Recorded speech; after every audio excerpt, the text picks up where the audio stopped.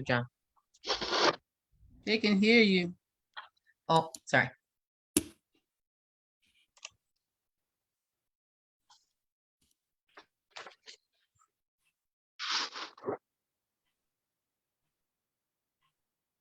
Operation Confidence proudly presents America's Invisible Heroes radio talk show. Tune in weekly on Sundays from 2 to 3:30 p.m. Pacific Time with your hosts, Consuelo Mackey, co-host U.S. Air Force veteran Matt Davidson, announcers Taylor Marcella and Brooke Gadesi, U.S. Army veteran and entertainment host Charles Whitehead, U.S. Army Special Forces veteran and I Once Was Whole segment host Richard Cook, U.S. Army veteran and Lifeline for Women's Veterans segment host Martha Elena Varela, National Faith Program Director and Veterans in Recovery segment host Anthony Akimpora, and U.S. Air Force veteran and Incarceration to Success segment host Kevin Lewandowski. For more information or to be a guest on our show, email info@operationconfidence.org. Operation Confidence is a grassroots nonprofit. The organization's mission is to provide stable housing for veterans who have experienced homelessness, as well as providing a wide range of supportive services. To help accomplish our goal, a successful landowner has donated land for the project, a world-renowned architect has offered to design the houses, and construction classes from the local community colleges will take part in building the houses. Your support and donations are needed. To get involved, please visit our website at www.operationconfidence.org or email info@operationconfidence.com. Well, thank you everyone for tuning in to Americans Invisible Heroes. This show is dedicated to our veterans and their families. Yes, I'm your host, Consuelo Mackey, Executive Director of a grassroots nonprofit organization called Operation Confidence. For those who are new to the show, Operation Confidence was created to provide a platform for our veterans, and especially those who are homeless and may have a disability. No, I'm not a veteran, but my heart goes out to our veterans. And for that reason is why this show was created. Now, allow me to introduce our co-host, Charles Whitehead, a board member and U.S. Army Reserve veteran. Taylor Marcellus, a board member and one of our announcers. We have U.S. Army veteran Martha Varela. She's on our advisory board, and she has a weekly segment called Lifeline for Women Veterans. U.S. Air Force veteran John, John, please forgive me for messing up your name. John Oppenheim. He has a bi-monthly segment, and that's called Voices from the Hub. And last but not least, U.S. Army Special Forces veteran Richard Cook, and he has a bi-monthly segment called I Once Was Whole. Now, say hello, everyone. Hello. Hey. All right, take it away, Martha. You got it, Connie. Embracing diverse women veterans narratives, the intersectionality and women veterans identity. As women's roles in the military have shifted and more are serving in the military, the systems and organizations working with women veterans after military service have made a few changes to reflect the diversity, the roles and experiences of women, and have thus created a difficult context for women to develop an identity as a veteran. The effects of racism, heterosexism, sexual discrimination, harassment and violence, and other forms of oppression, as well as the intersection of these and how they uphold the existing power structures in the military, are crucial to understanding veteran identity, yet they are often overlooked by systems serving women veterans. Other examples of the need for more inclusive narratives for women veterans in services and organizations is the projected increase in the percentage of women veterans and the increased racial and ethnic diversity in the military. As the number of women veterans increases, organizations serving veterans can also provide support to develop self-efficacy develop new programs, and change existing programs to assist women veterans in connecting in civilian society as veterans and better address their needs, including the accumulated effects of systematic oppression and discrimination they experienced in the military.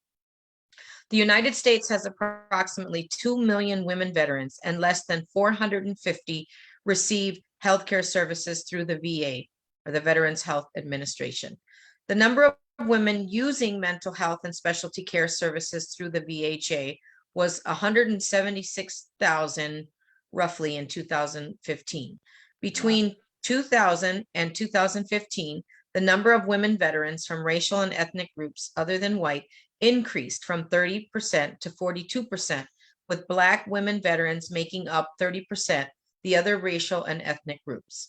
In 2015, 20% of women veterans used VHA services at least one time. While the number of women veterans using VHA has increased, it is far lower than the number of women veterans that are eligible for services. By 2045, the number of women veterans is projected to increase from 9% to 18% of the veteran population.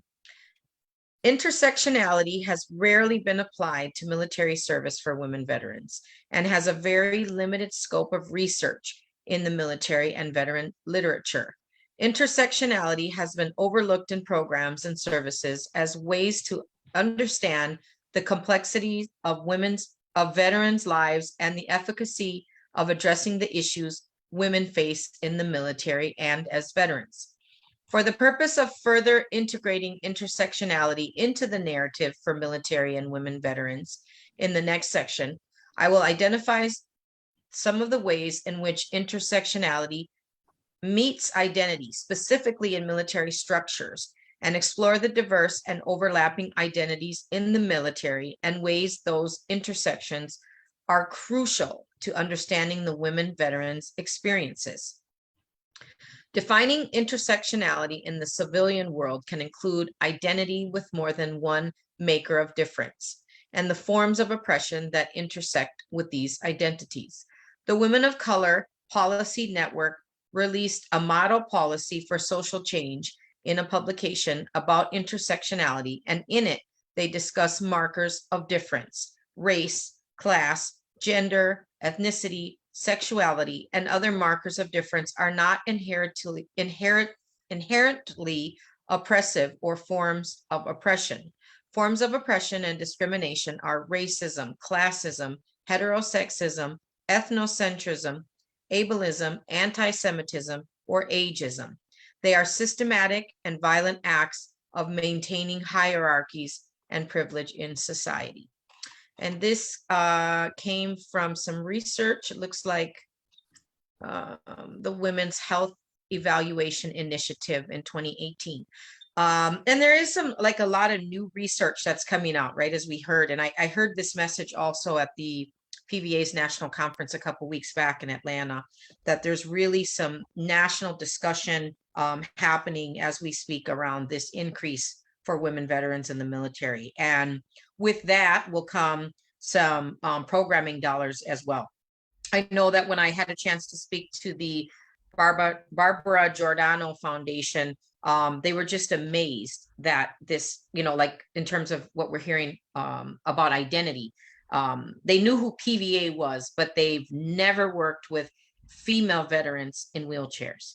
So when you think about it, much like when we hear the word homeless, we have a certain stereotype in our mind. So when we hear the word disabled veteran, we automatically think of the male in a wheelchair, right? And there's usually kind of a set identity that we already give to certain terms. So the veterans, right?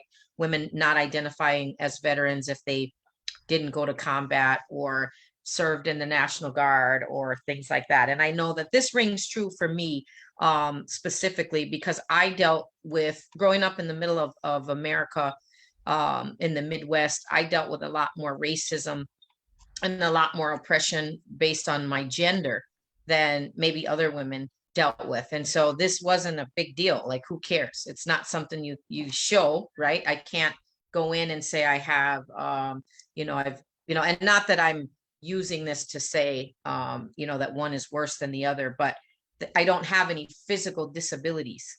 So when I walk in, you wouldn't be able to tell like what that looks like mentally or spiritually or emotionally, what my experience was. And so I think we have to just really continue to challenge ourselves to not, go into the stereotypes as we often, innocently sometimes, be it may, that we do, because there's lots of other stories that women veterans have to share.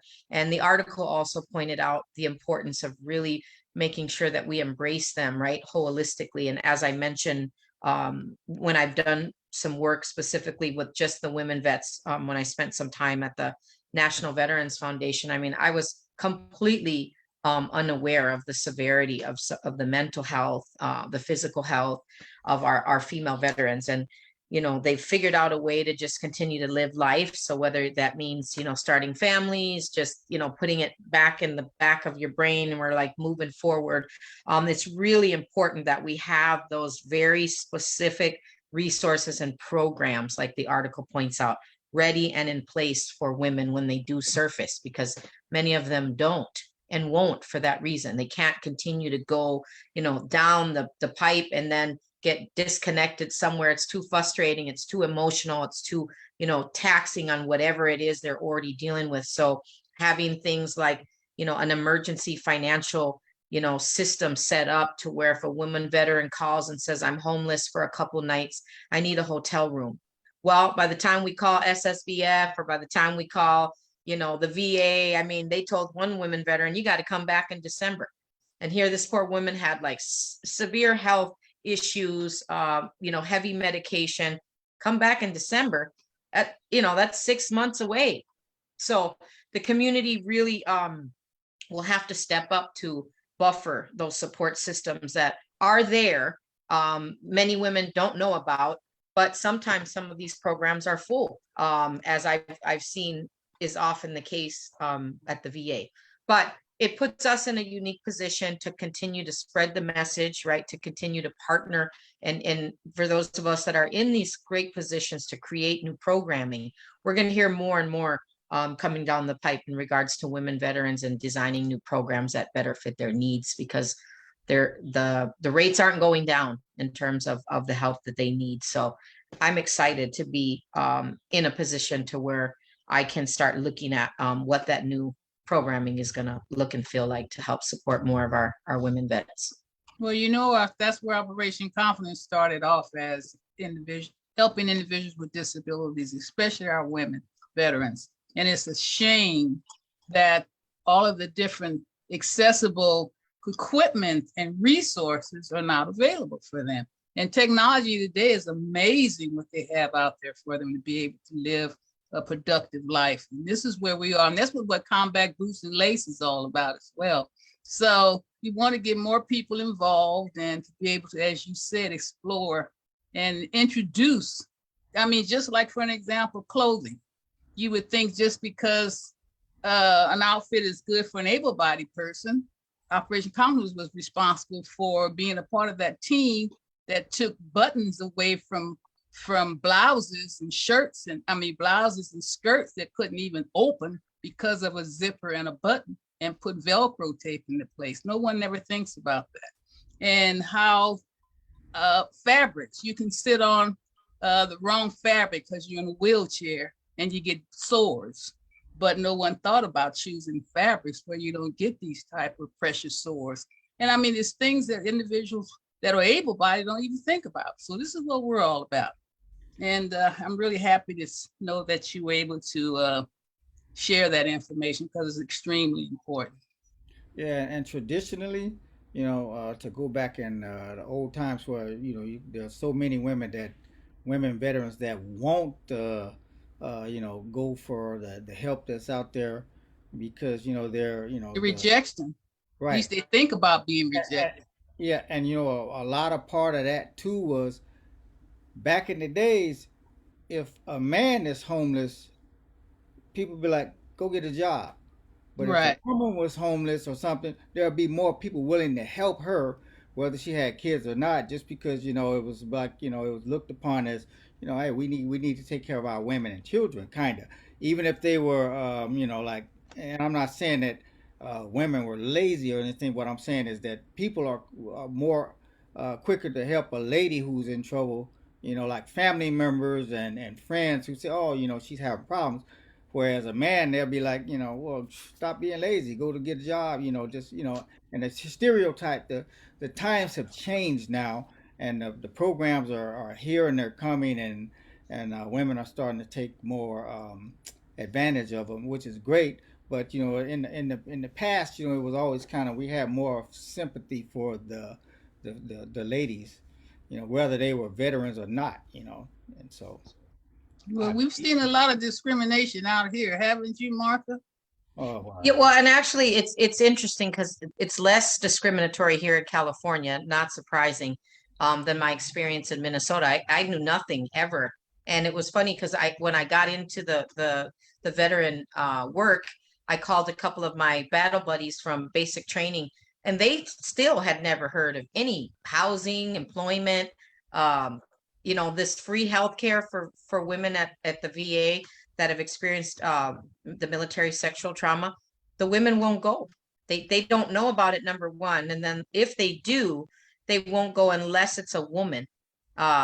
Because again, why would you want to go and talk to a male about sexual trauma if it was perpetrated by a male? So there's still lots of improvements that these programs need to make, and getting the word out is like square one. So we're kind of still there, even though they're there.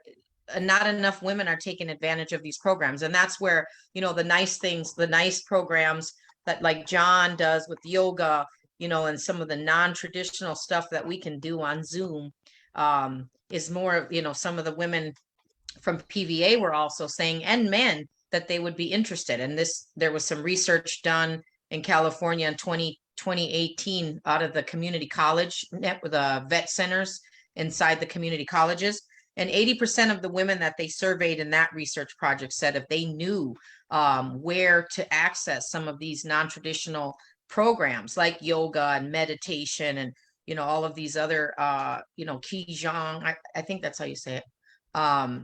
They would take advantage of it, but they just don't know. They don't know about them. So it's like I said, it's going to be interesting to see this new shift, and it's awesome to hear, because back in the day, people didn't care about veterans. Even like, who cares? Like, you'd see a veteran on the street corner and, like Charles said, well, I'll get a job. Well, they have a housing resource and they always had one.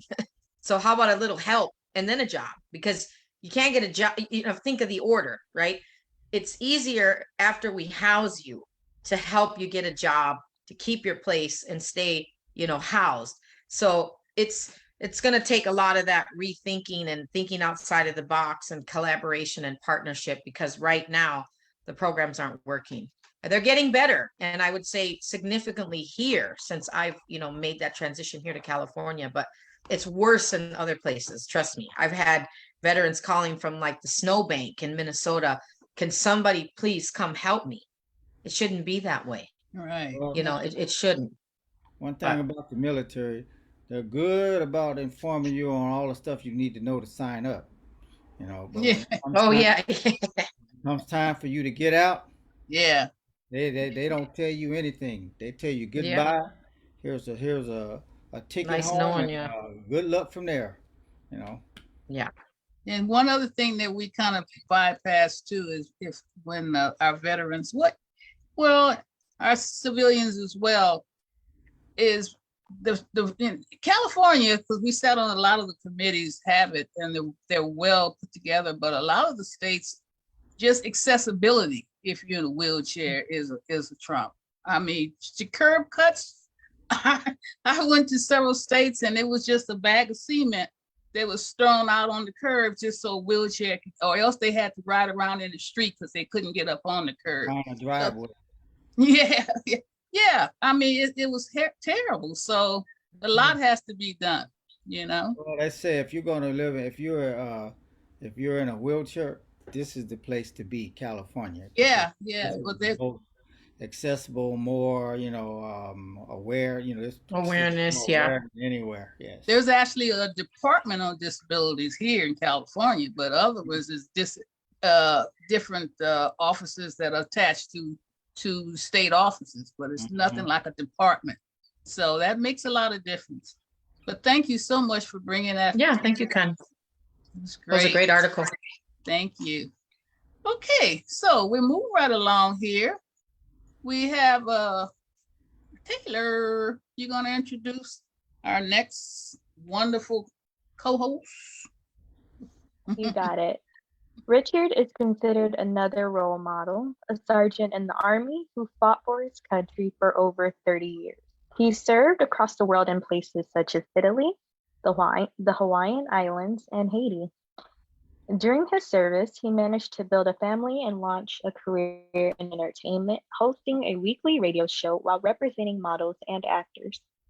But Sergeant Cook's greatest battle occurred far after he returned from overseas. Out of the blue, an undetected tumor on his heart caused a massive stroke that required emergency surgery. While Sergeant Cook survived, he suffered substantial brain damage that led to vision loss, body weakness, and aphasia. Tell us more about your best-selling book, I Once Was Whole, that we can buy on Amazon, Richard. Well, it kind of outlines a lot of things.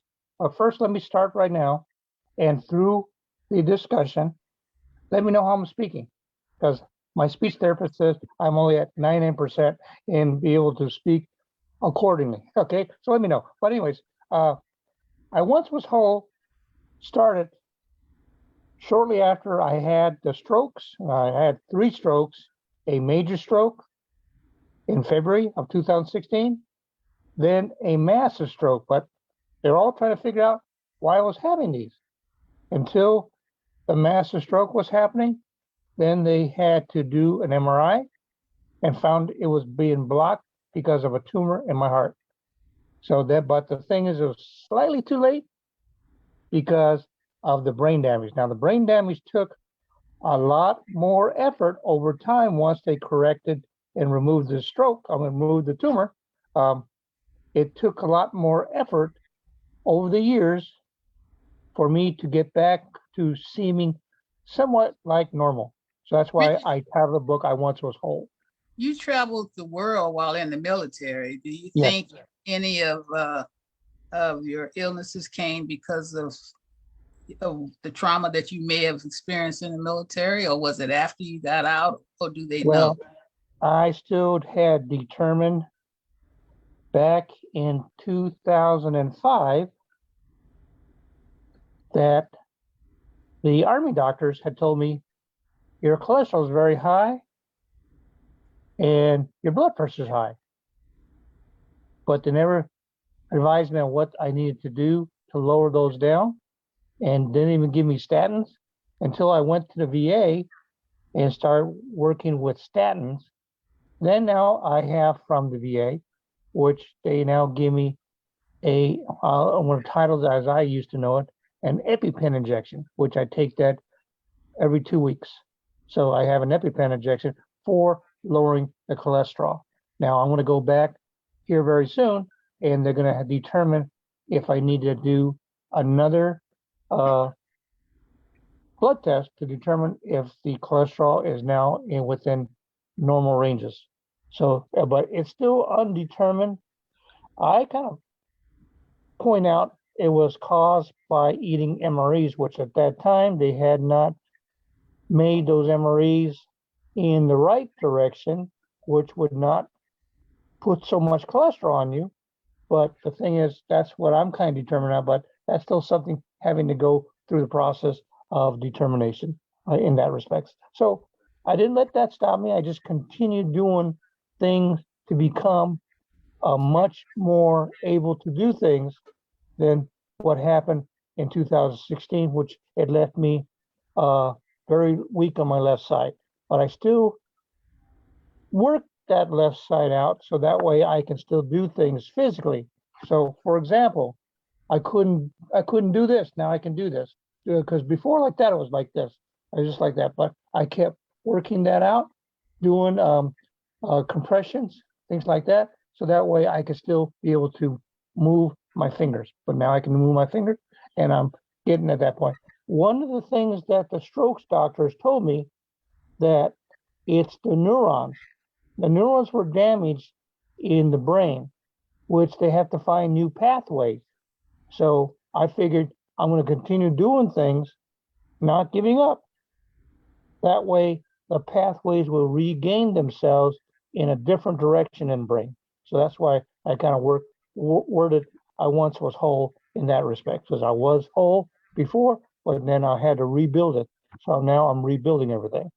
So what are you doing now as far as your outreach? You're involved in a lot of athletic stuff and different walks and mountain rock climbing Yeah. and So, deep sea fishing and yeah, I've been doing that, especially with my vision loss.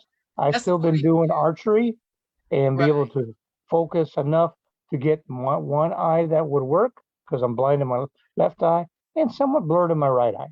So that's Mm. why I would do the archery and I was still hitting bullseyes.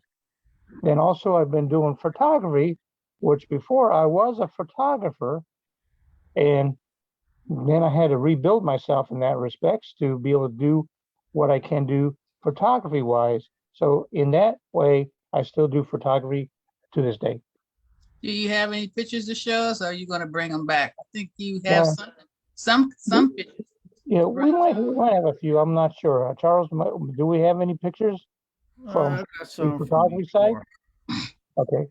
So, John? anyways, I still doing photography, so that way I can still keep my focus out, and at the same time, I do the photography because one, I call them editing a little bit, where I can make them more colorized. But the original photo, by taking it, by focusing on it, it keeps my mind at a calm level. So that way I don't stress. I do things very calmly. So I become more artistic Very in the photography. very therapeutic for you. Yeah, exactly.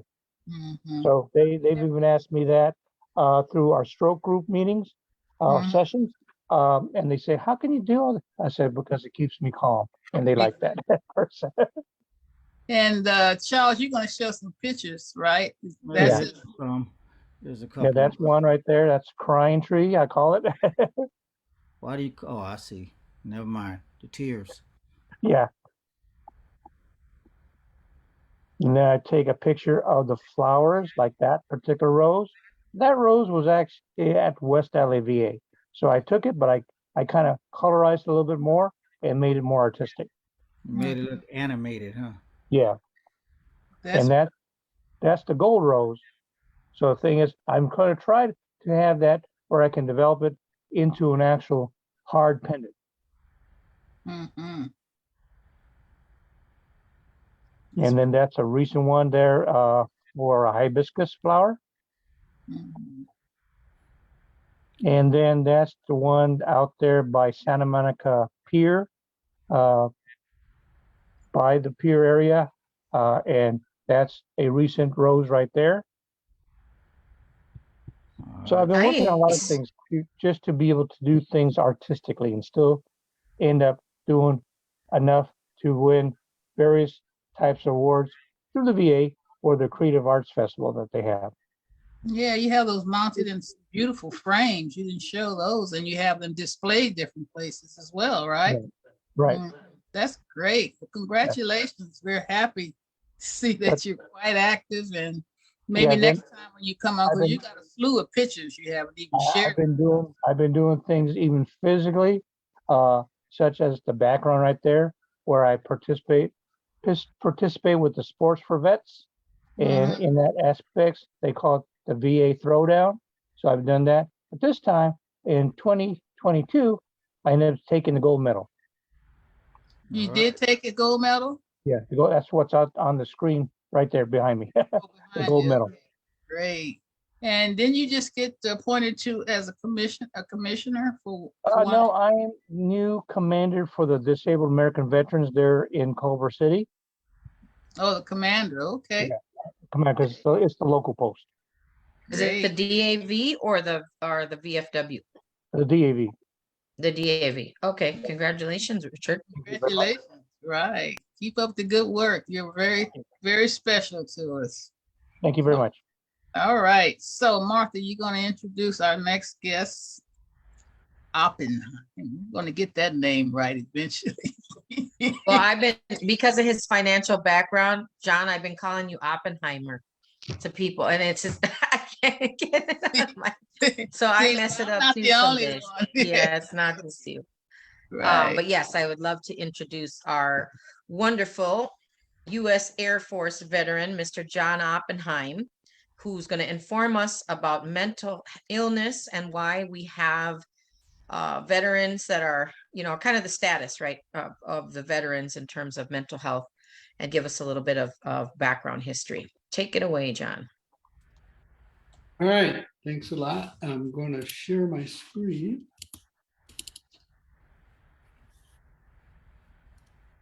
So this is not death by PowerPoint, I hope, but can you all see that? Okay. Yeah. All right. I was hoping, or we were talking about maybe doing this back in May, but we didn't. That's because I did my first one in May, and I do once a month now. So it's the 1st of June, but just imagine it was a month before. Anyway, I'm going to go through a little bit of history and how we evolved to where we are and what's really being done today. And this is strictly a personal thing. It's my take as an advocate. I'm not an expert in mental health issues, and I'm really, as I said, more of an advocate. So I'm going to go through a little history and actually my personal involvement in the mental health movement.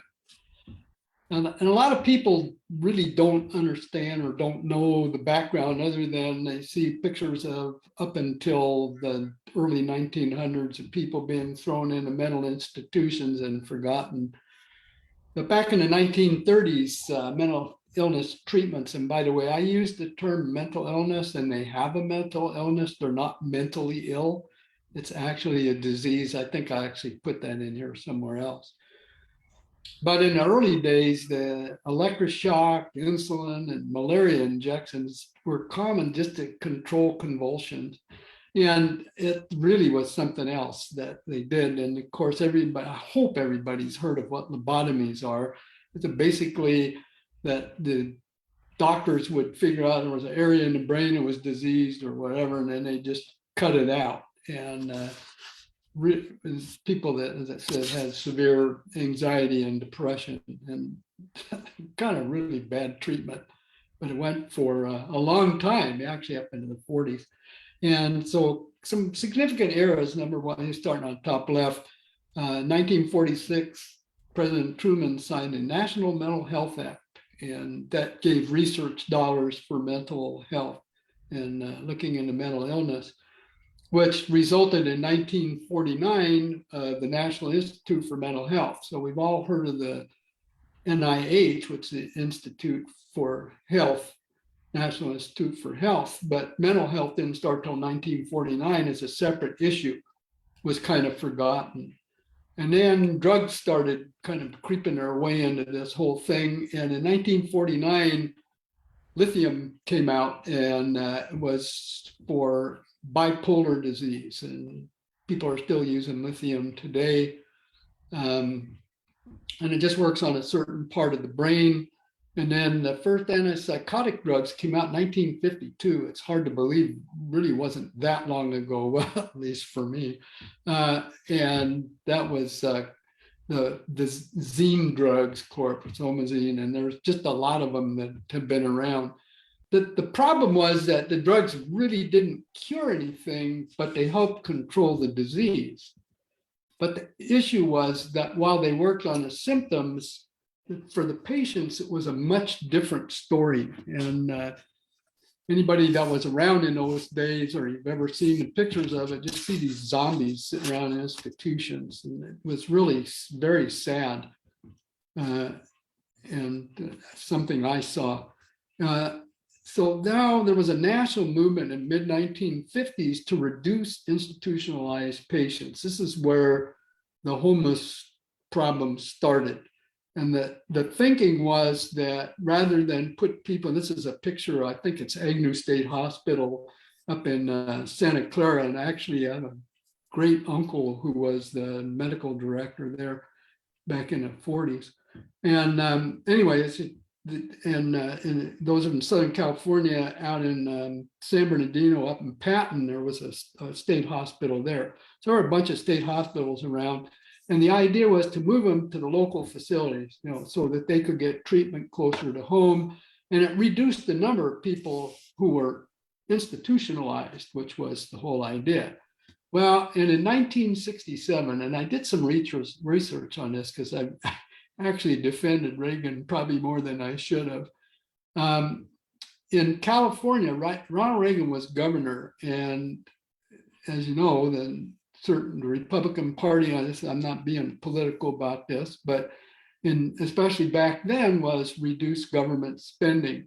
So because of the advances made in deinstitutionalizing people, with figure, well, they don't need that many funds anymore. And as I think, and one of the reasons I defend Ronald Reagan is he wasn't alone, because the legislature agreed. And in California, there was a Ninerman Petrus Short. There were 3 legislators in California, and this Ninerman Petrus Short Act was passed. And basically the tenets of that were no forced institutionalizing. So in those days, if you had somebody acting up, you could take them and throw them into a mental institution. They said, no, that's not right. We can't do that. We want them to get out into the community where they belong. And this created a patient's Bill of Rights. And I've got something further on that. So, but they basically opened the doors and said, okay, let's all go to the local area. And the problem was, where were the dollars? Well, they kind of didn't, when they passed Ninerman Petrus Short, it was one of those things that said, we don't want people to have these problems, but we're not going to give them any more money. That's a local problem now. And so there really weren't any adequate local facilities. And we had all these people coming out of institutions. Where are they going to go?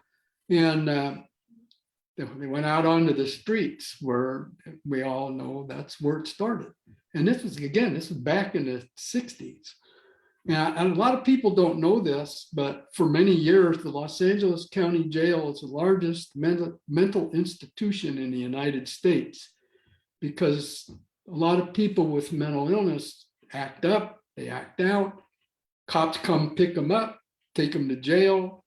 And God, I can't remember what year it was, somewhere back in the 90s, we actually gave a award to the sheriff, Baca, at the time. It was not to do with his other stuff, but because of the work that the county was doing in trying to help people with mental illness, rather than just throwing them in with the general population. But I think that's still true today.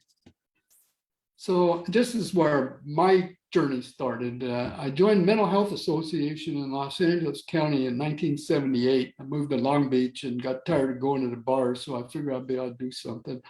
And so I joined the board. And in those days, there were 4 or 5 areas that were part of mental health, and they had one in Long Beach. And in those days, they were still using drugs to control things and control the patients. This is Thorazine. Everybody remember Thorazine, Compazine, all the zines. And so instead of having patients in mental institutions, they were now in group homes. And they just basically threw Thorazine down their throats. And I had this one memory I have. When I first started, there was a kind of a socializing that was starting to go on. And I went to a thing in Long Beach at the Veterans Park. And these group homes sent some of their people in there, and they just basically came marching in like zombies. Seriously, it's like one of those movies. And they sat down at the table, and my wife and I were sitting there and trying to talk to them, and they're just kind of looking at you because they're all drugged up.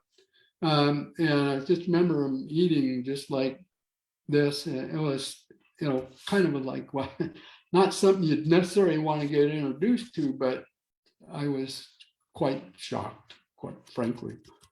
Yeah, that was a long time ago. Tough to shock me today.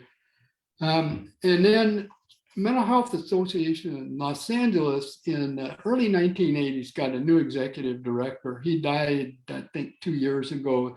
His name was Richard Van Horn, and Richard was an Episcopal priest who actually had been on the board and then decided he wanted to be executive director.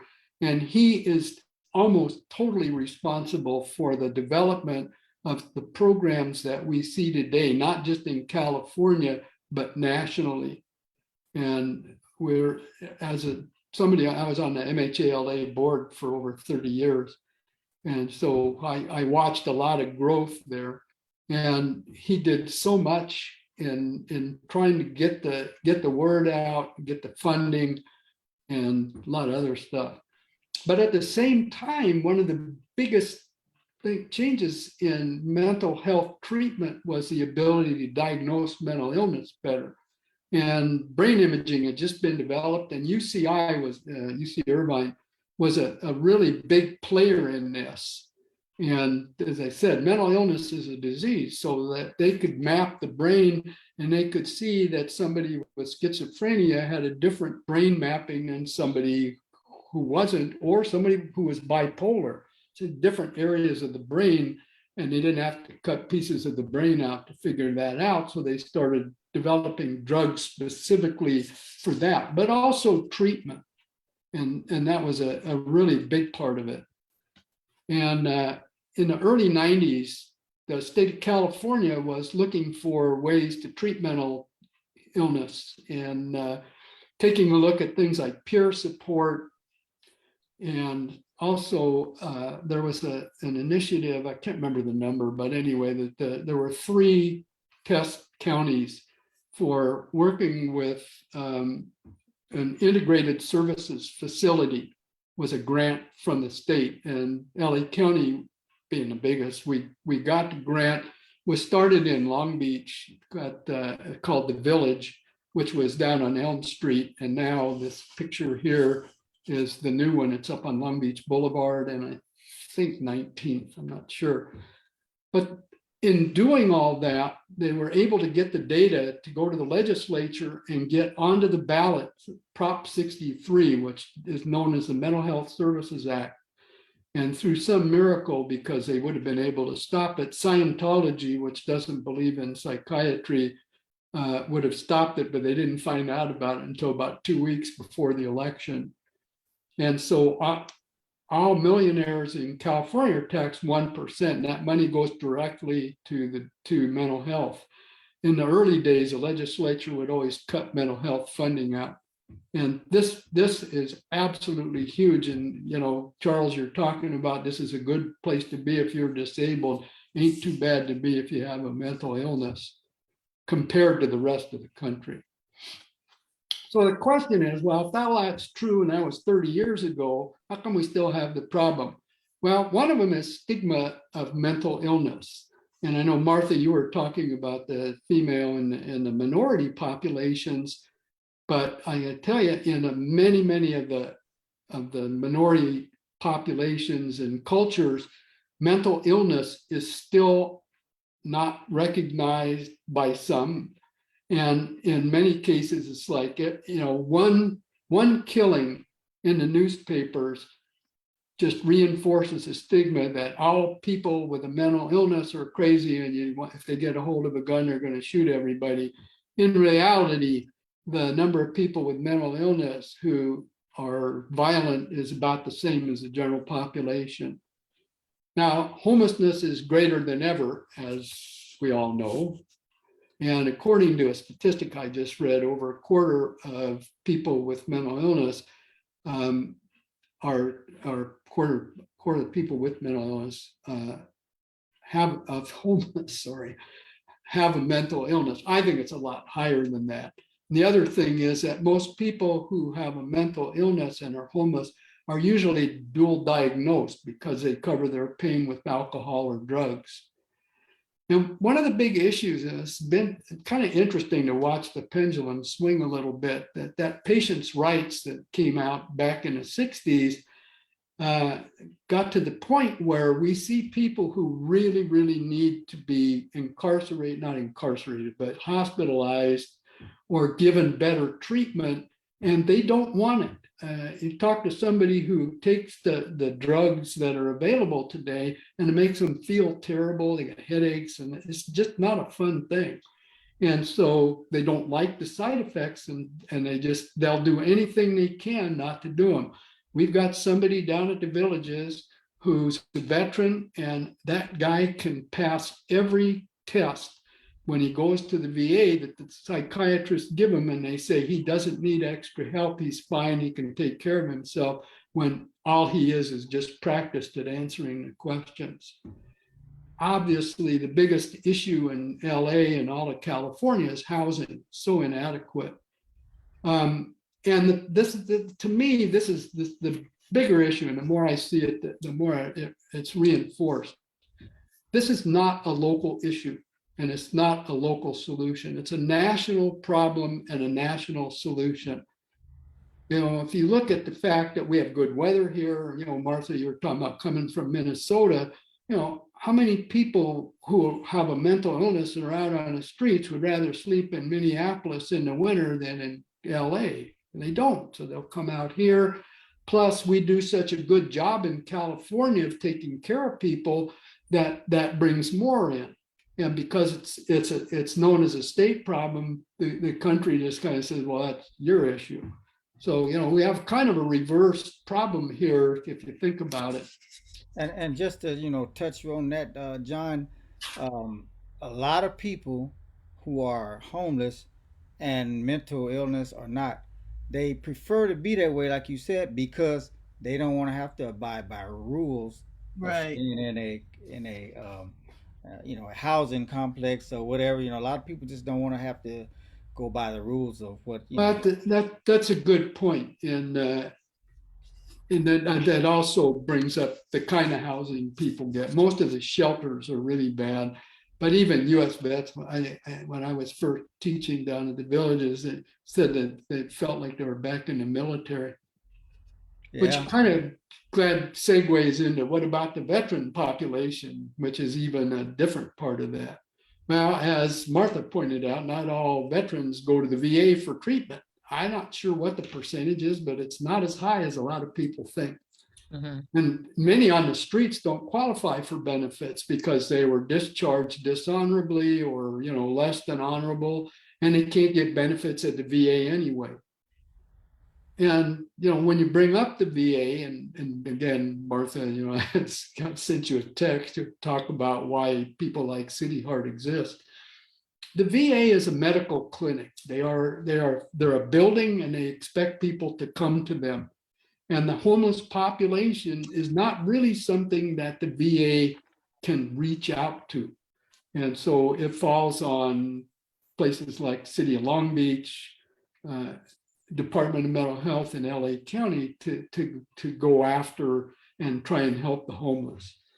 And again, you know, my first time in speaking in this Operation Confidence was talking about the agencies that I work with that help the homeless veterans, but, you know, they really don't recognize all the problems, as a matter of fact.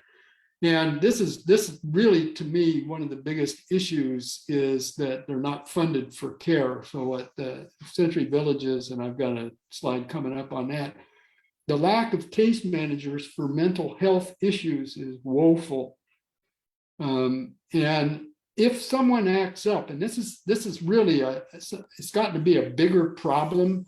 One of the reasons is that with COVID, a lot of the programs had a drop in the population of people who were homeless and needed jobs, and so which is what their job, that one of the programs, and somebody was talking about that continuum where they're, you know, go in, you get housing, you get a job, and then you move out to Section 8 housing.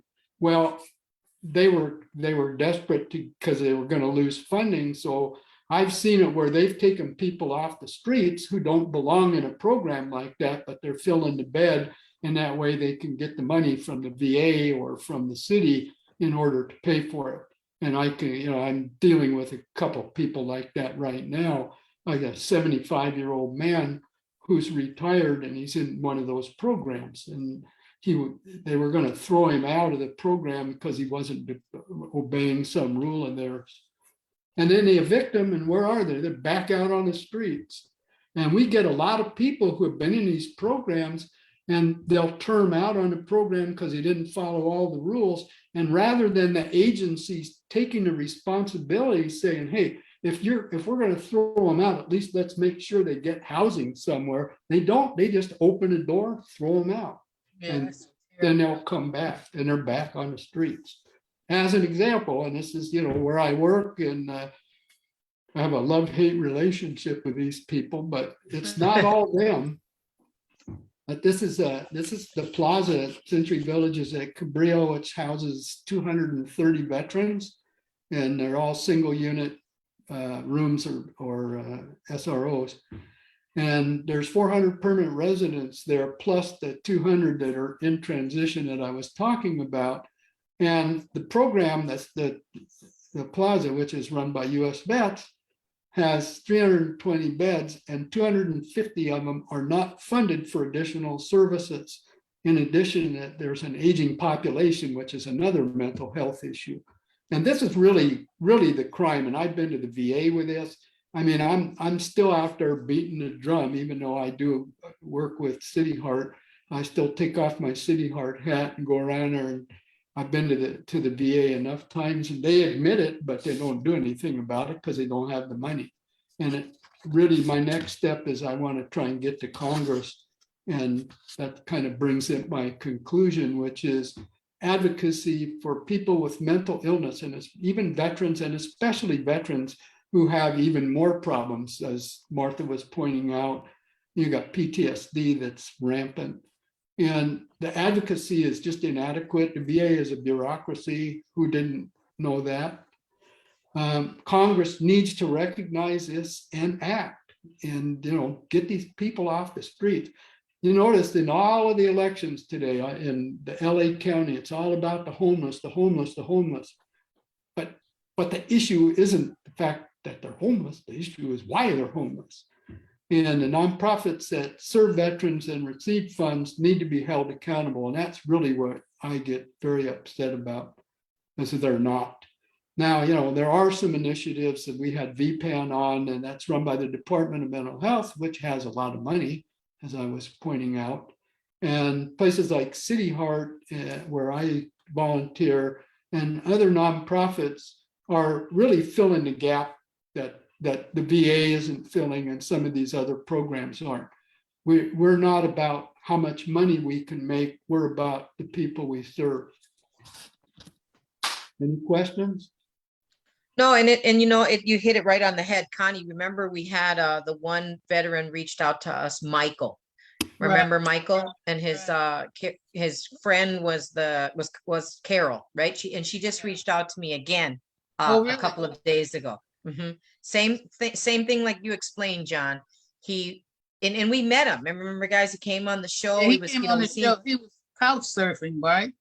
Yep, and he had it. He was eligible. Well, to back it up, he was severely beaten in the military, and I mean so badly that, like, when you seen the progression from up to where he's at now, and just even how he speaks, and I mean, you could see visibly the trauma that occurred, and it was multiple times. So you've got that issue, but yet when, like you said, when he quote unquote acts up, or he can't, when he's provoked by someone else, because it was someone else that was provoking him, he got thrown out. And then the cops got called on him, and then here he was in court. And so, but they didn't care about the voucher. So it's like the pork now he had a voucher. So we were hoping when we handed him off after we advocated for him and got a few team of advocates in his corner. Now, the latest with him, Connie, is that he lost his voucher, possibly. He's back in a motel with bed bugs. So Carol reached out to me, just this week, but it's like, it makes no sense to me. It's like, and the other part for me too, John, is like some of the people that they have working in these positions. And I'm not here to knock any of like the counselor, this mental health counselors or the mental health staff work, but they don't care. Just a job. They don't care. And it's just a shame. So it's like twofold, right? You've got the money going to these programs, and the programs are not, meeting the needs. And then you got these crappy workers there in and out of the VA, because I've seen some of them at the VA too. So why would you, solve any problem with that kind of attitude if you don't care? So it's kind of like a magnitude of all of that in one. And it's heartbreaking. It's so sad. Yeah. And what he had gone through while he was in the military was horrible. I mean, he was incarcerated and held in chains and discrimination. I mean, it was awful. I mean, what was that back in what he said, the 70s or something? Yeah. Yeah, that happened to him. By the time he got out, he was just a basket case. You're talking about mental illness. He really had a hard time. Well, there's a Navy veteran running for city council in Long Beach. I think you live in his district, Charles. And he's gay, and he was thrown out of the Navy, and he went through a whole bunch of really bad stuff. And he's lucky, he's a real smart guy, kind of got better and better, but not everybody has that. Yeah. I mean, there are some great stories, but like I said, it's everybody needs to understand a problem and, talk about it. But, again, every shooting, those mass shootings, I guarantee you, 70% of people in this country say, "Well, that's another mentally ill person out there." Yeah, it's just straight out, oh yeah, another one of those, kind of. Yeah. Or the homeless, right? They want to be there. They don't want help. It's like, well, you don't really understand the magnitude of the problem. So I answer this question almost on a daily. No, that's not true. You have to know the circumstances and situation. But it's easier just to say that, oh, they want to be there. They want to be homeless. There's programs. They don't want help. No, not exactly. There's another veteran issue that doesn't get talked about. And that is, talking about social workers and psych workers and all that. A lot of them disdain the military. We see that a lot where we are, that, they don't like the veterans, because people who are veterans are fairly assertive, and they don't just, fall into line and say, yeah, right on, they'll push back. And so there's a lot of resentment that I've seen in social workers who work with them. So.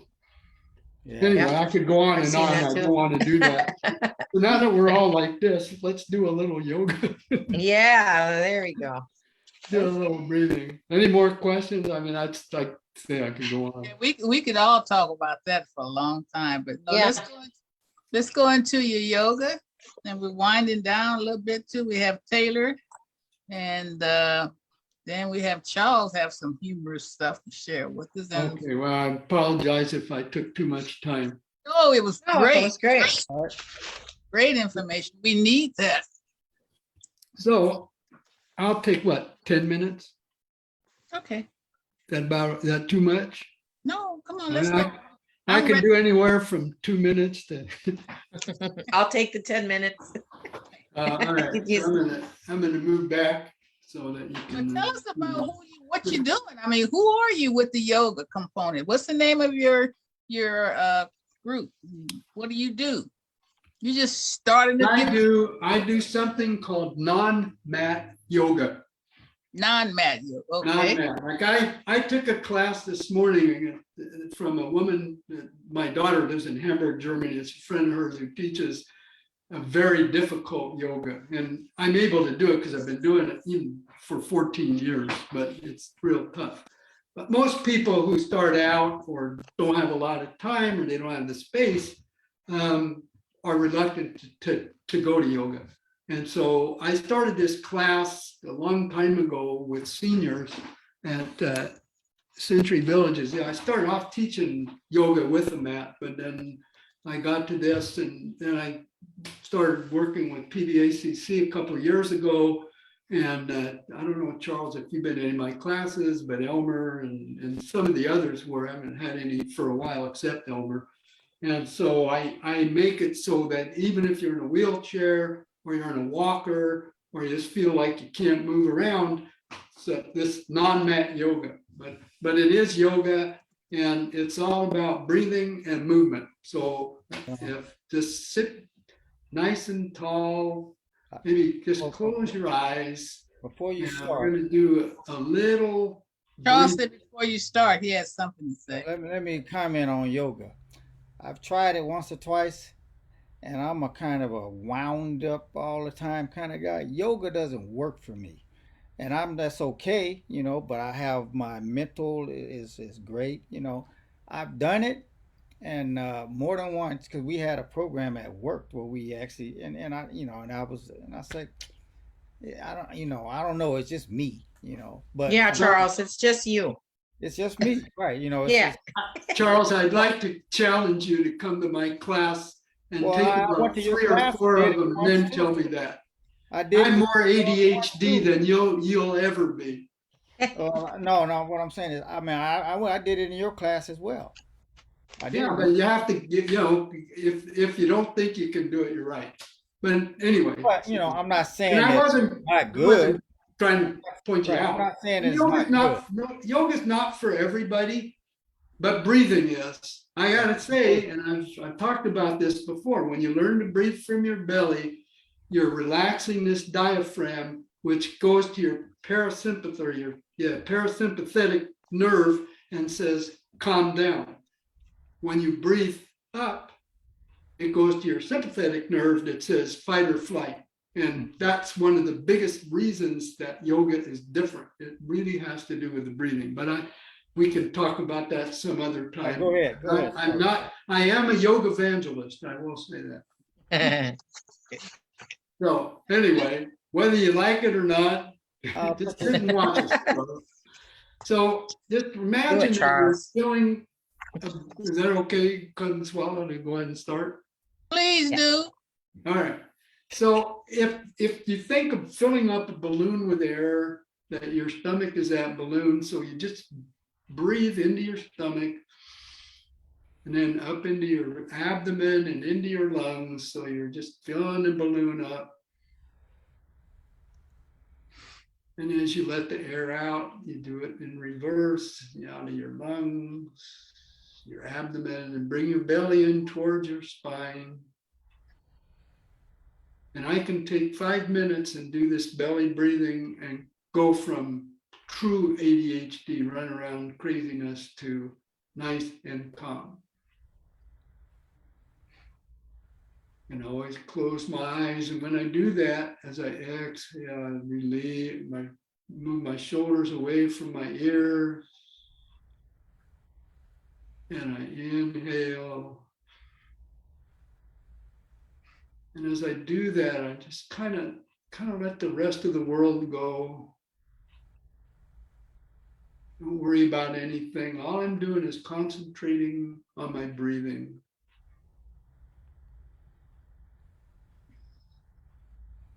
And I can fill my lungs up and hold my air for close to a minute.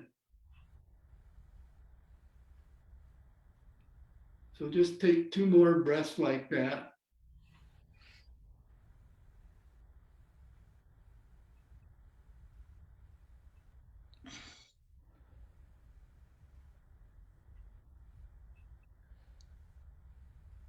And just open your eyes with a soft gaze. And on an inhale, bring your arms up overhead.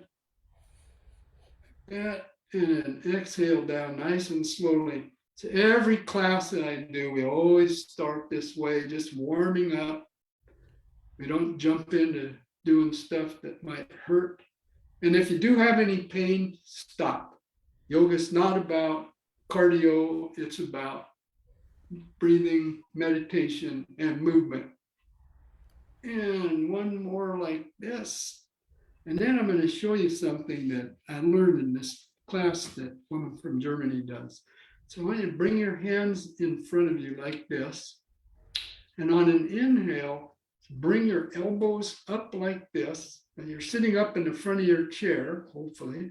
And as you exhale, send your arms out and just round your back. And as you inhale, bring your arms up overhead.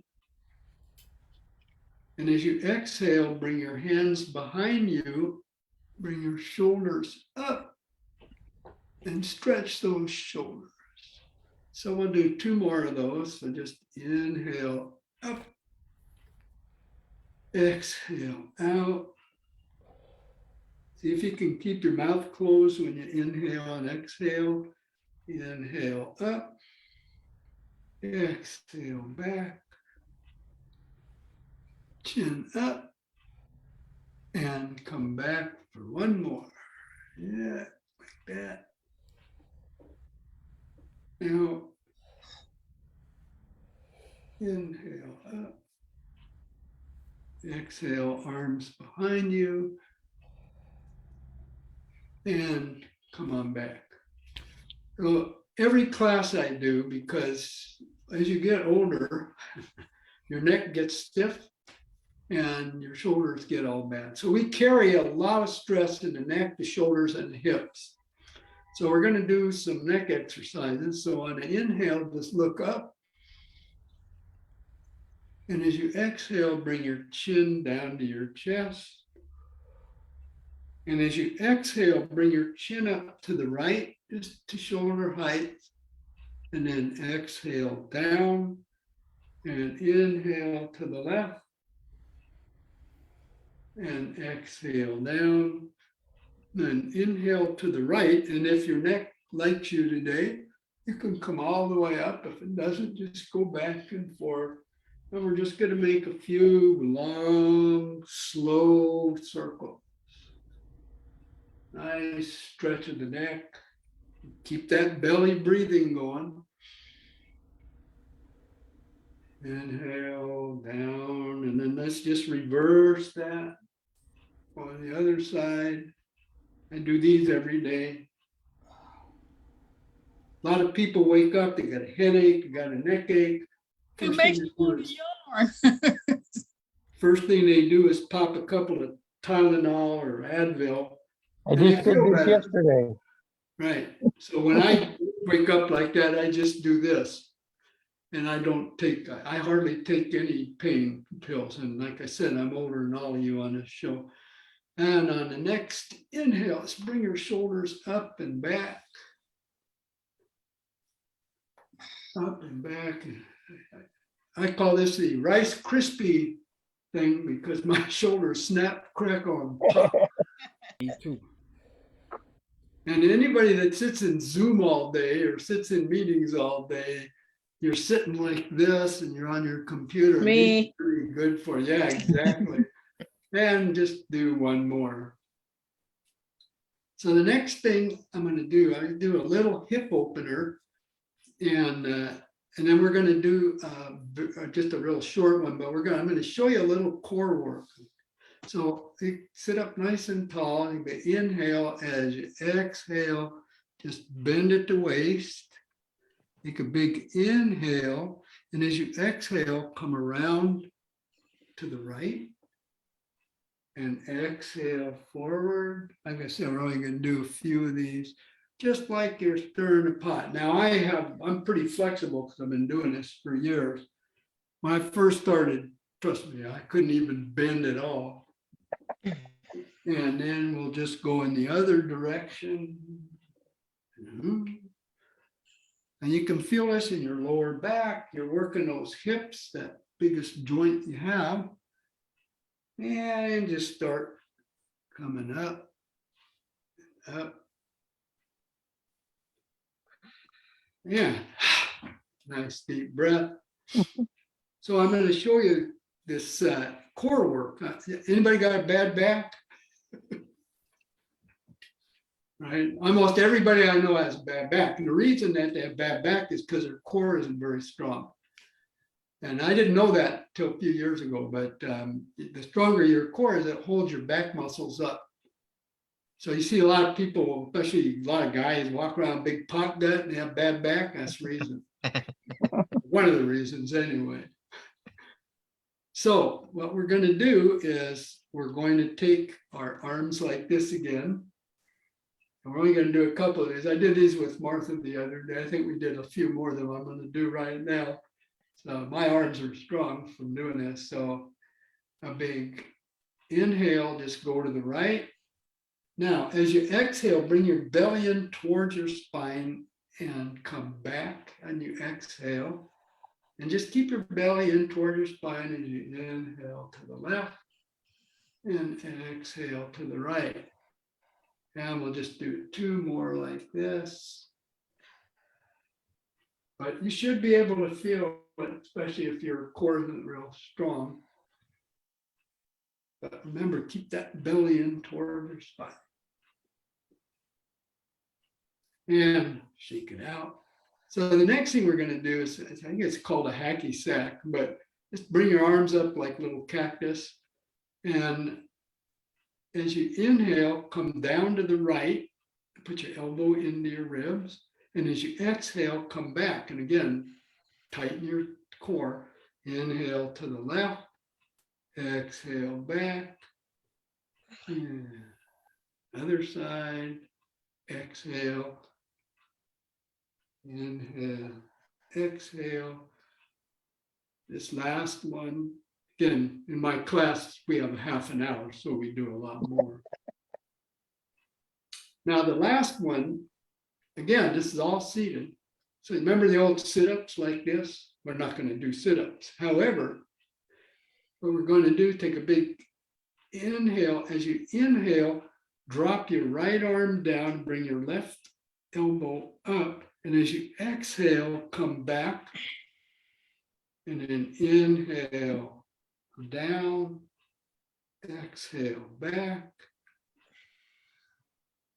down, back,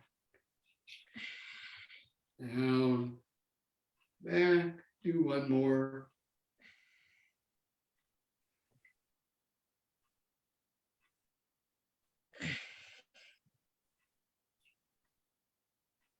So That was great.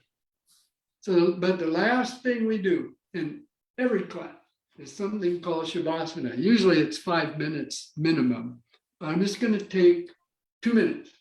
And I want you to sit back, close your eyes, and just relax. Get my timer up. And what we're going to do is we're going to relax our bodies. Just starting with the feet, coming up into your legs. Just imagine yourself just relaxing. Back of your legs, your hips, relax, your stomach and chest. Your shoulders fall away from your ears. Let your jaw drop away from your mouth. Let your face relax, your forehead,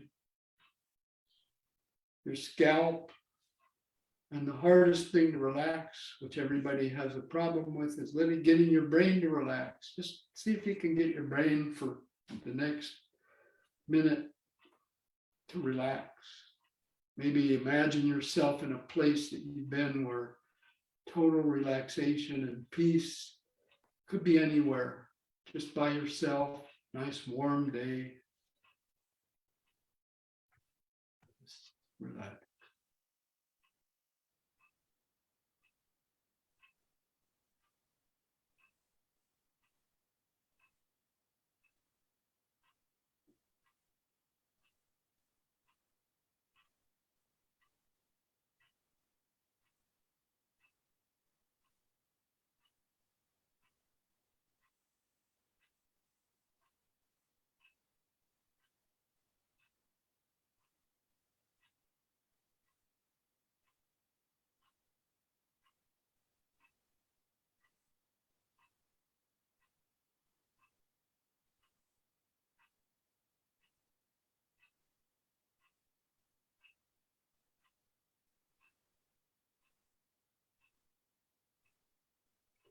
Now just open your eyes with a soft gaze. Inhale, bring your hands up, overhead. Bring your hands to heart center. And at the end of every practice, we express our gratitude to ourselves, to those around us. And I thank you for letting me lead you in this short lesson. Namaste. Thank you. That was great. Thank you, John. It makes you relax and kind of yarn a little bit. Yeah, I just did this Exactly. yesterday. I've had people fall asleep. It's okay. Yeah, it was great. Thank you, John. We have to have you do that some more. Okay. Tuesdays he does it at 11 on the Zoom. Yeah, I know. He sent me some email. I'm going to have to join him for sure. Take it away, Taylor. Okay. Despite a steady year of diversity, equality, and inclusion conversations, the 2021 Braun Ability Drive for Inclusion report card uncovered that of all marginalized groups, those with mobility challenges have the fewest accommodations to be fully included in society.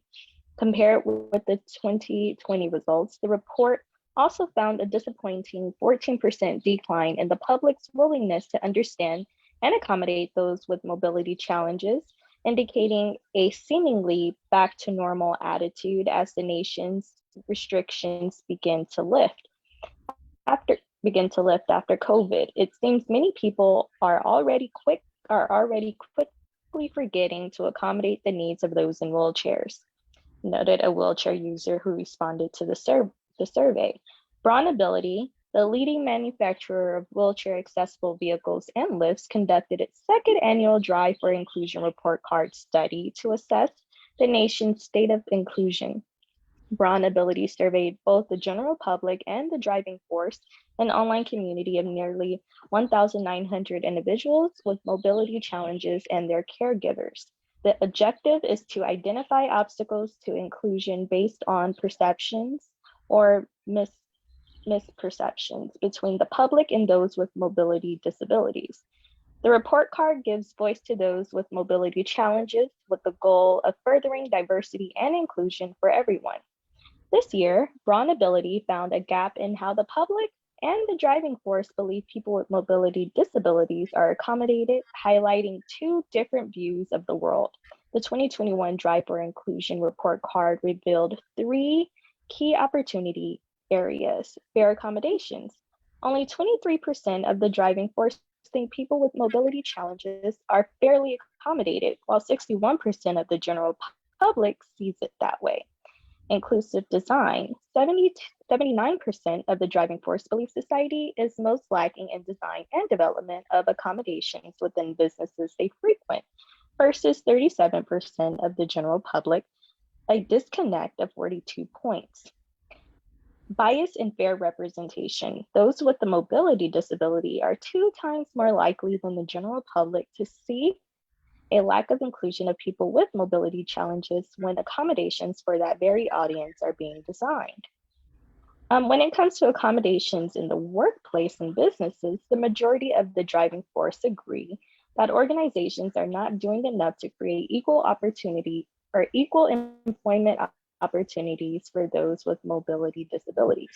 Both groups rated their employers with the C grade for accommodations for those with mobility challenges, with only 7% of the driving force assigning their employers an A grade. When reflecting on all aspects of society, those with a mobility disability overwhelmingly reported that businesses' design and development of accommodations is what is lacking the most. The top 3 companies that are recognized as mobility inclusion leaders, according to the driving force, are Target, Walmart, and Marriott International. Honorable mentions are Amazon, the Home Depot, Costco Wholesale, Homewood Suites by Hilton, Kroger's, and Toyota. The inclusive business criteria. These companies all have 3 things in common. They prioritize the following criteria of the driving force identified as key to advancing mobility inclusion. They seek input from people with mobility challenges on the design and development of products and or accessible accommodations by 70%. They increase accommodations of 62% for people with mobility challenges, and they include those with mobility or other disabilities in how they represent their company or consumers to the public by 39%. Okay, that's This good. was just a quick comment on this, like when we went to the PVA National Conference. You should have seen this hotel. Now, knowing that the majority of our members are in wheelchairs, there's no bathroom on the floor Yep. that the meeting rooms were held. Then the one, there was only one of the two, so you'd either have to go up a floor or down the floor. So they kept saying go up, and that door was not wheelchair accessible. Like no more, there was no button to push. So Jose kept having to ram the door with his chair to get the door open. Then we discovered at the end of the week, the bathroom on the bottom floor was the wheelchair accessible. So, and then just countless like hallways and turns that didn't go anywhere. So one set of elevators would go here, but then another set of elevators would only go here. It was just ridiculous that whole week. Because I was in a cart. I had one of those electric carts because my leg was really swollen and inflamed from the humidity in Georgia. But you don't realize those things, and we don't think of those things. And so this article just made me think of that awful hotel. You know, the elevator doors also were super fast. So literally one person could get in before they would physically close. The sensors didn't work, so they would close on people's chairs, actually on people. It was horrible. One elevator worked. But anyway, so that's what I thought of when I read the article. That's exactly what we was talking about as far as non-accessibility for people with in wheelchairs. It's just really, really bad. You know, they would give in some of the cities that I had gone to an event for an individual that not an event, but as a former individual with a disability, but the facility was upstairs. How you going to get up there? There was no working elevators or anything, which is able-bodied people that was able to attend. So, I mean, it's really, really bad, you know, but we're going to get through this. We're going to make it happen. And I thank you so much. And Charles, I know that you go through a lot of this, don't you? Yeah, you know, there's this thing about accessible showers, okay, or even like the hotels. Right. Like you go to the hotel, like you know, I went to the last hotel I had to stay at for Christmas. I went up to San Jose. I kid you not, the hotel door was like it was super heavy, and my sister just so happened to have a bad hip. I was like, look at this, you know, it's like you know, so you know, we stayed in the same suite, and it's like these doors are so heavy, you know, a normal, should say someone who's able-bodied have trouble opening up, especially if they're like senior or something. So they give you that, then you go into the restroom, and then they give you a wooden bench that weighs, you know, with metal, and it weighs 100 pounds for you to try to, you know, this is what you're supposed to use as a shower chair. You know, a lot of them, and then they have the, you know, so there's little things they don't have. They have these little flimsy shower chairs, which are made for people who walk into like the tub and then sit down on. They're not really like wheelchair accessible. So a lot of these places are trying to. And John's ready to. I see he's got his hand is ready to go. But they're not really made for like people in wheelchair. They're made for disabled people, but not necessarily wheelchair users. Well, the point I wanted to make, Martha, doesn't, I mean, PVA paid a lot of money for that thing to happen. That's what I was Don't tell me a lot of money. I blame PVA for that. I don't blame the hotel. Yeah. Well, and they have a whole committee. And so the committee kind of apologized to the group publicly at the end of the conference because these are little things we don't think of that they missed. So you're right. It was even worse. They have a whole committee that's supposed to be and this is, I think it was like the Hilton Hotel. So, I mean, again, in between the oversight of both groups, you know, Well, the hotel is guilty for the doors closing on people in the sense they're not working. I mean, most hotels will pay for a convention group to come down before and check it out. Yeah, which they did, but they missed some key Well, they put it, things. maybe nobody was in a wheelchair. They're supposed to have a Yeah. Department on Disability or a Commission on Disability to take care of some of those needs. That Well, is so bad. I'm gonna tell you. Well, they do, but they're not in a wheelchair, like John said. So you No, they don't are. think of these I- things. No. That Yeah. it may be because we had the same thing. You know, we had a brand new building made up in that set, and the people that are on that committee who are in wheelchairs obviously were just like going along with the flow. And this is the kind of stuff that when I get on something, I'm not just going along with the flow. I see things like this, like they're literally building a new building where my department is going to move over to Rancho, and then they're having these move-in discussions and all of that. And so when they were talking about the furniture and all of this, I had to bring it up. I'm saying, okay, is that furniture going to be shelves that I got to climb way up here to try to get my stuff in? They never thought about any of that stuff, and it's like, oh, you know what? It's like, because you guys don't have anybody in a wheelchair in those meetings. And the same thing happened with my healthcare plan, and I hate to say it, but there are 4 of us in my department that, I had to put Rancho on blast, but it happened. When we got our Kaiser plan, they okayed everything, and normally I would get my wheelchair fixed by my vendor, and then just so happened I was getting something fixed the day before the brokers came, and I got denied, and I was like, why? And I said, well, the brokers are here tomorrow. I found out they forgot to include the 4 wheelchair people that work in the wow. and I was like, and because there was nobody representing us on the board. So when they said, I had to literally, I said, well, who made that decision? Oh, the board did. I said, so you guys don't, and so I had to, I had to be an advocate, and they had to change the plan. You got a certain window with Kaiser, it's the open enrollment. They had to go through all of these changes. Then, of course, the guys start calling it the Charles plan, hey, because, they didn't had, and the bad thing about it, and then I'm gonna stop. They offered us plan A or plan C when there was always a plan B they never did tell us about. So when all of that came up, we ended up getting plan B, and everybody else who didn't get plan A or C, they had that option. So it was a whole big thing that it was a ripple effect. And I said, you need to have people on that board who represent us.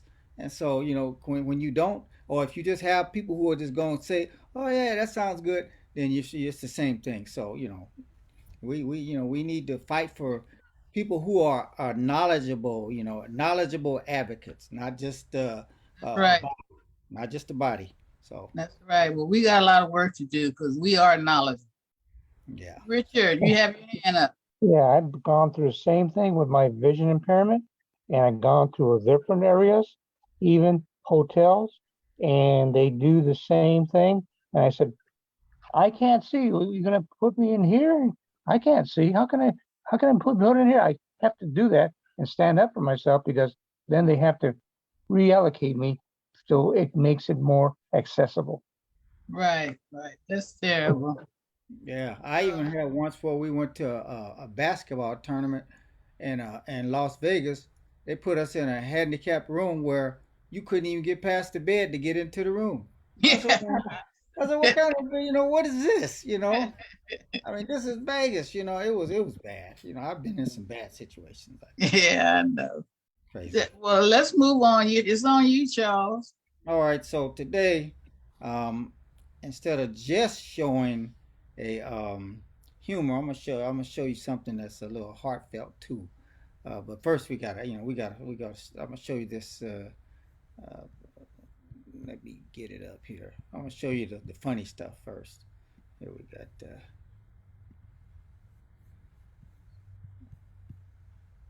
What in the world? Since the Rams are, the champ, this is a Ram. So get your bike up out of here, man. Crown. Don't nobody want to see your little punk bike, man. Get your crown. out here with your lavish bike, thinking you better. Okay, all right, you dodged on that one. Kudos to you. Oh, you think you gonna ride off into the sunset? Just cram. Feel every piece of these ram hits, baby. Cram. I ain't a full ram, but you cram. You gonna feel this. You gonna feel this. Who you think you are out here with your cram, with your little lavish bicycle, man? Thinking you better than us out here. You know what? Cram. Yeah, ever since I was a young lamb and I got ran over by a little kid on this bicycle, I vow to always take bikes out whenever I cram. Yeah, TKO, baby. And you know, you can get this work too from riding in my hood with your little bike, man. Who you think you are just gonna come up in here with your bike, man? I don't want to see no bikes out here. No pedals, no brakes. Oh, man, boy, some move then, Bartholomew. You see these horns in your face, player? Come up off me, Charcoal. You said your piece. You said your piece. Bust a move then. Go sit down somewhere, man. Ain't no games out here. You talking, but talk is cheap. Talk is on the 99-cent menu, playboy. You see these horns? Cram. That's just a fraction of what you can receive. That's just a taste, player. Let's go. Man, where are you taking us, bro? Okay. Virtual. We got us out here. Hold on. Everybody following you blindly, man. I don't know where we at, man. We've been following you for months and we getting nowhere. Now you guys out here in the middle of the street. Okay, now I'm gonna show you this and then I'm done. You know. You have to read your segment, son. Huh? Yo, you. And then we're gonna wind it down. Might have to do it next week. Oh, I got it right here. Oh, okay. Is it something silly again? No, it's something that you the sensitive people will like this, so. Well, what's taking so long? Hey, oh, listen to the one that started so late. All right, here we go.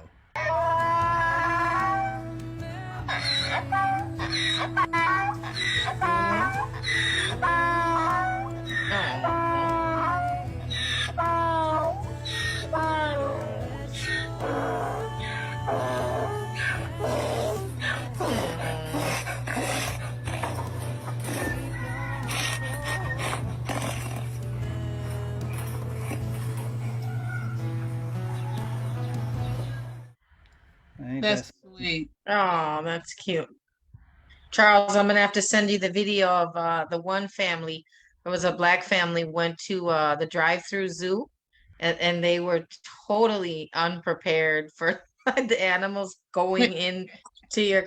The one girl was just in shock. She was so scared. She started drooling. It wasn't funny, but it was funny because it was like the whole family freaked out. The boy in the middle, when he was getting sandwiched by the cow in one window and the other, he started throwing up, and then the mom was just like screaming, like, "Get us out of here!" It was. I'll send you the video. It was, but it reminded me of that.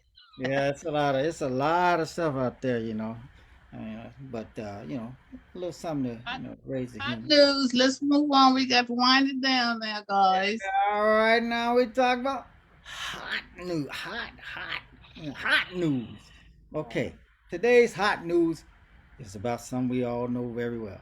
The Wheelchair Foundation is a nonprofit organization leading an international effort to create awareness of the needs and abilities of people with physical disabilities, to promote the joy of giving, create global friendship, and to deliver a wheelchair to every child, teen, and adult in the world who needs one but cannot afford one.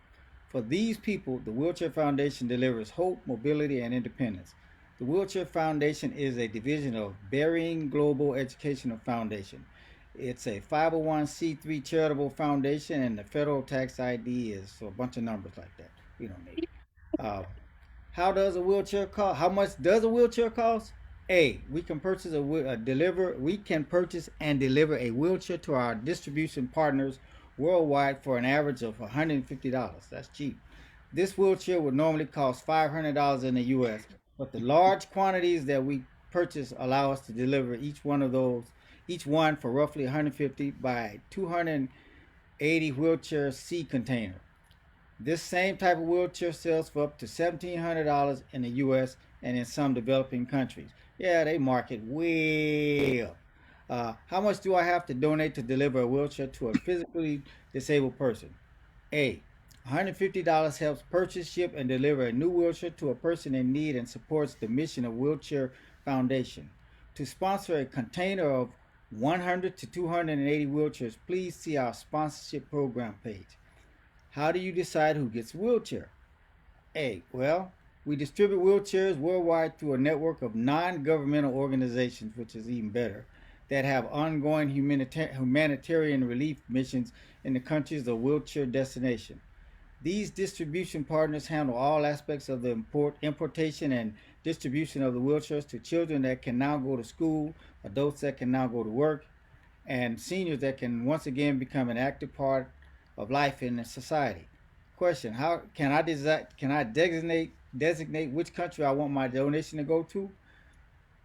Yes, the answer is we collect donations and then send containers of 100 to 280 wheelchairs each to our distribution partners in countries that have been identified as in great need.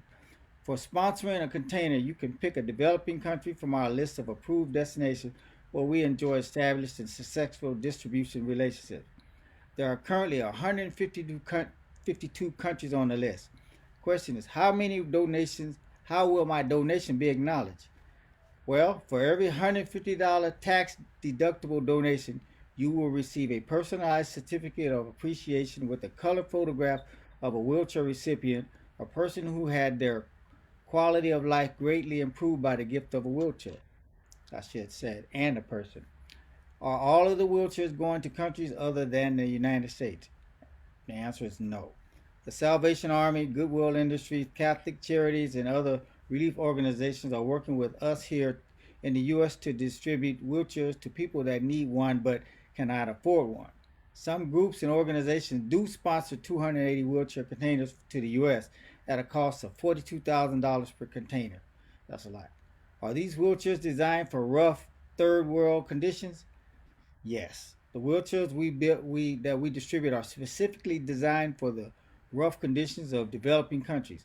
Extra heavy wheels, tires, and front casters, seals, bearings, and nylon seating make these wheelchairs the best possible solution for most conditions. Say, what is the goal of the Wheelchair Foundation? And they're located in Blackhawk Plaza, 3820. It's Black Hawk Road, Danville, California, 94506. They're open 24 hours. Their phone number is 877-378-3839. Again, that phone number is 877-378-389. That's the Black Hawk Plaza.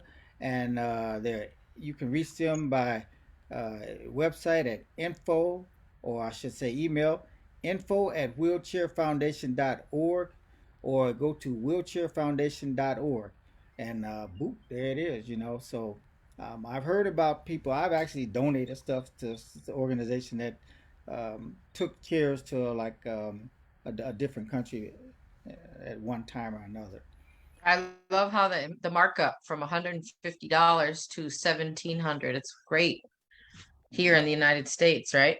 Oh, we're known for that. This is capitalist. Yeah, the EpiPen. It's like costs $5 to make is $280 to purchase. Oh, look at the sneakers. $5 to make. You put a little logo on it, and now it's 300, 1,200.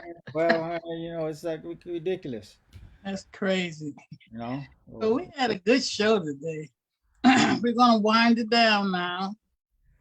The show is about to close. I want to thank everybody for coming on, and your part was excellent, John, as always. Richard, as always, and the rest of us as always too. So let's wind it up now. It's on you, Taylor. I would like to remind our listeners and viewers about our amazing advertisement rates. We have 20 and 30-second advertisement slots available. Please email info@operationconfidence.org for more information, and visit the Operation Confidence website at www.operationconfidence.org. Visit the resource page for some amazing resources. I would like to also inform our viewers and listeners about Amazon Smile. When making your next purchase on Amazon, please go to Amazon Smile and type in Operation Confidence in the Choose Your Organization donation box. Amazon will make a small donation to Operation Confidence. And if you would like to get involved in Operation Confidence Tiny Houses project, please visit our website and send us a message on how you would like to be involved. To our viewers, we would like to inform you about Operation Confidence's Positive Redirection Team, a group of male and female veterans who are mentors, having overcome similar challenges and situations, transitioning back into mainstream society. To become connected or to be connected or become a team member, please email us at info@operationconfidence.org. We are also excited to inform our listeners about Operation Confidence's Combat Boots and Lace Women Veterans Mentoring and Creative Arts Group. Zoom meetings will take place the first Saturday of this month. We're looking at getting this going this summer. So to get involved, please email Martha at operationconfidence.org. Okay, and as always, we want to remind our listeners that the goal for our show is to raise awareness about Operation Confidence and its mission, which is to provide stable housing with a wide range of supportive services. So to get involved with our grassroots efforts, please email us at info@operationconfidence.org. And don't forget to visit our website. There's some great information on there. And we don't want you to forget to subscribe to our American Invisible Heroes YouTube channel. We're coming right along with that. So by now, we're going to end our show, and we want to thank everyone for coming on today. And see you next Sunday. Thank you. Bye. Bye-bye. So you, Chuck. For more information or to be a guest on our show, email info@operationconfidence.org. Bye-bye.